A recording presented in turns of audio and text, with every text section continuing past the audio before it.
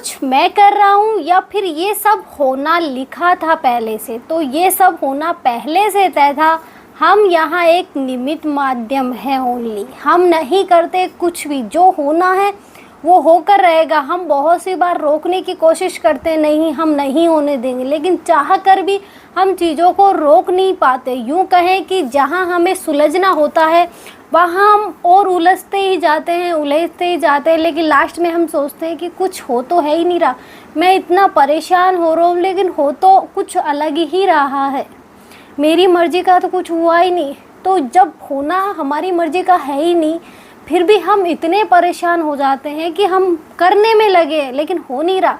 तो करना भी पहले से है कि हम करेंगे लेकिन कुछ होगा नहीं, क्योंकि करना लिखा है, मिलना फल नहीं लिखा, वो प्रारब्ध से मिलेगा।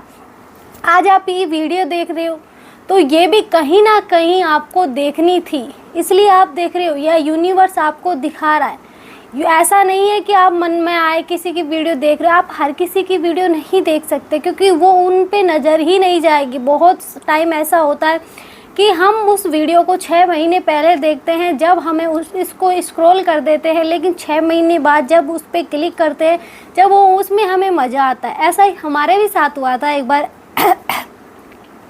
एक वीडियो थी जो कि मतलब एक अच्छे खासे एस्ट्रोलॉजर की थी। यूँ कहे कि वो मतलब कुछ भी फालतू नहीं बोल रहे थे, सब कुछ जो सत्य होता है वो ही बोल रहे थे।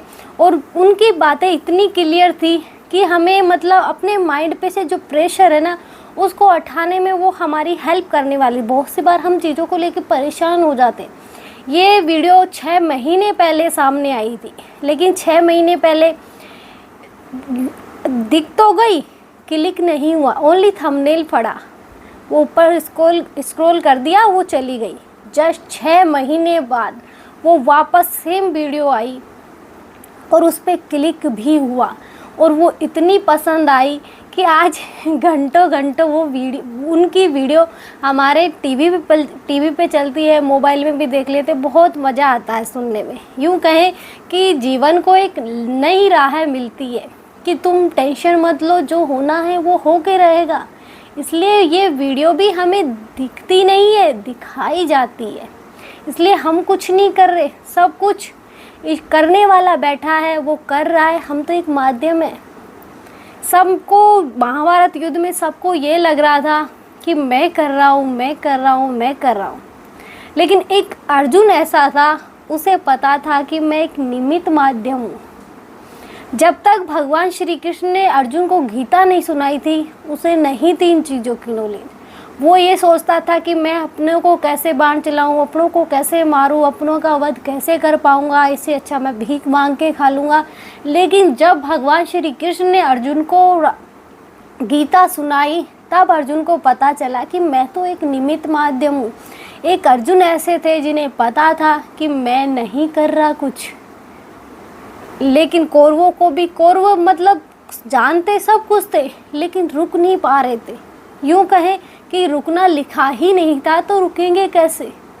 कोई राजी हो जाता तो दूसरा राजी नहीं होता, दूसरा राजी होता था तो फर्स्ट वाला राजी नहीं होता। ये सब चल रहा था क्योंकि महाभारत होनी थी। अगर दुर्योधन पांडवों को 5 गांव दे देता भगवान श्री कृष्ण के मांगने पे, तो महाभारत कैसी? वो तो 5 गांव लेके खुश हो जाते। लेकिन महाभारत तो गणेश जी ने पहले ही लिखी थी और वो होनी थी। इसलिए जो होना है वो होगा, हम नहीं कर रहे, हम तो एक निमित्त माध्यम है। आज हमें जूते खाने हैं तो जो हम जूते खाएंगे वो भी कहीं ना कहीं पहले से यूनिवर्स ने तय कर रखा है कि हमें जूते खाने हैं। आज हमें थप्पड़ पड़ना है तो थप्पड़ पड़ेगा, वो नहीं रुका जा सकता। हम सोचेंगे रेमेडी कर लेंगे, नहीं होता कुछ भी रेमेडियों से ओनली मन की शांति मिलती है। अगर तुम्हारा भाग्य उदय 6 महीने बाद होना है तो वो 6 महीने बाद ही होगा, उससे पहले नहीं होगा। आपने बहुत सी रेमेडी ऐसी देखी होगी जो ये बोलते हैं, जैसे किसी की शादी नहीं हो रही तो वो बोलते हैं 16 सोमवार का व्रत करो, 21 सोमवार का व्रत करो, हो जाएगी। तो वो इतना टाइम इसलिए तो खींचते हैं कि उन्हें पता है कि इस बीच में ये टाइम भी निकलेगा, ये रेमेडी करते जाएंगे तो इन्हें मन की शांति भी मिल जाएगी। इसलिए रेमेडियाँ करना भी ज़रूरी हो जाता है। मैं कोई किसी का सपोर्ट नहीं करती, मैं नहीं मानती, लेकिन रेमेडी हमारी मन की शांति के लिए होती है। हम सोचते हैं कि चेंज हो जाएगा सब कुछ, नहीं होता कुछ भी चेंज। अगर चेंज होता तो भगवान श्री कृष्ण अभिमन्यु को नहीं बचा लेते, वो तो उनके खुद के भांजे थे ना, उनकी खुद की सगी बहन के बेटा था वो ना, फिर क्यों नहीं? क्योंकि उनको तो सब कुछ पता था। अगर रुकना होता तो महाभारत नहीं रुक जाती, वो भी तो रुक सकती थी, लेकिन नहीं, कोई नहीं कर सकता ये सब। जब भगवान श्री कृष्ण महाभारत नहीं रोक पाए तो क्या हम रेमेडी करके अपनी लाइफ चेंज कर सकते? नहीं कर सकते। हम बस मन की शांति मिल जाती है। बहुत सी बार हम सोचते हैं कि भगवान की भक्ति करेंगे तो शायद हमारा भाग्य उदय हो जाए। नहीं, भाग्य उदय तभी ही होना है जब लिखा है, अगर नहीं लिखा तो नहीं होगा।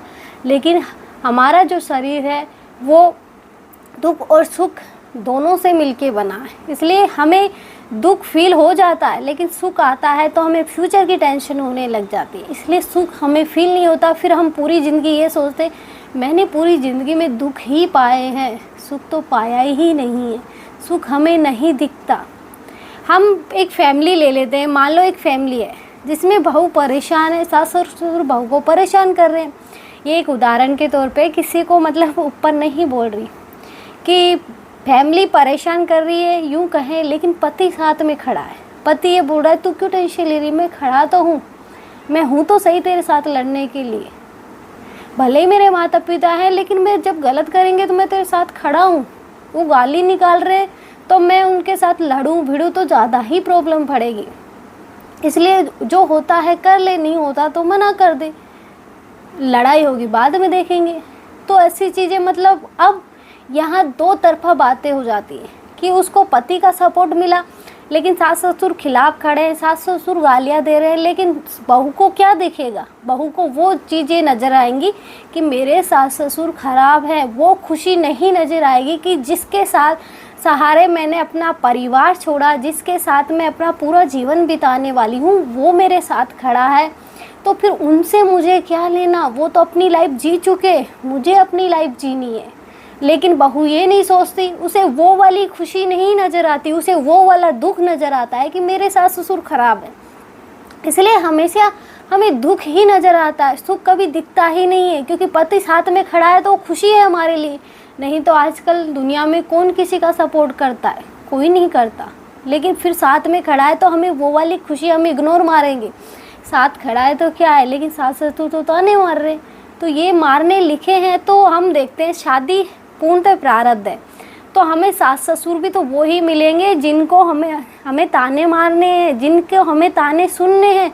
लेकिन इसमें भी एक बात है कि जब तक ही हम ताने सुनेंगे उनके, जब तक हमारा सुनना लिखा है, जिस दिन हमारा वहाँ से कोटा ख़त्म हुआ, हम एक क्षण भर की पल के लिए भी उनके पास नहीं रह सकते। हमारा बाहर जाना लिखा है तो हम जाएंगे, नहीं रह सकते। इसलिए हम सोचते हैं बहुत से माँ बाप अनाथ आश्रम में, उनका वहाँ जाना लिखा था। इसलिए है कि इस दुनिया में, इस ब्रह्मांड में कुछ भी अकारण नहीं है। हम सोचते हैं इंसान गलत है, इंसान तो है ही नहीं। आज हम मैं घूम रहे, मैं हूँ, ये शरीर भी हमारा नहीं है। हम सोचे भगवान की भक्ति करेंगे, भक्ति हम अगर मन से करें, आत्मा से करें तो वो भक्ति है। क्योंकि भगवान का नाता हमारी आत्मा से है, हमारे शरीर से भगवान का नाता नहीं है। कि हम सोचेंगे कि भगवान हमारा शरीर मतलब शरीर से नाता है, शरीर से नाता नहीं होता, आत्मा से नाता होता है भगवान का। इसलिए जो हो रहा है उसे होने दो, हम नहीं रोक सकते। उसके लिए परेशान होना बंद करो कि जो है वो मेरे हाथ में नहीं है, वो तो होना है। इसलिए मतलब हम बहुत सी बार बहुत ज़्यादा परेशान हो जाते हैं और अपने आप को इतना विलीन करने लग जाते हैं कि नहीं मैंने किया, तुम नहीं हो, तुम एक निमित्त माध्यम हो बस। इसलिए जो है उसे भूल के आगे बढ़ने की कोशिश करो कि होना था वो हो गया। आज के लिए इतना ही। जय श्री राम। मिलते हैं नेक्स्ट वीडियो में नए टॉपिक के साथ।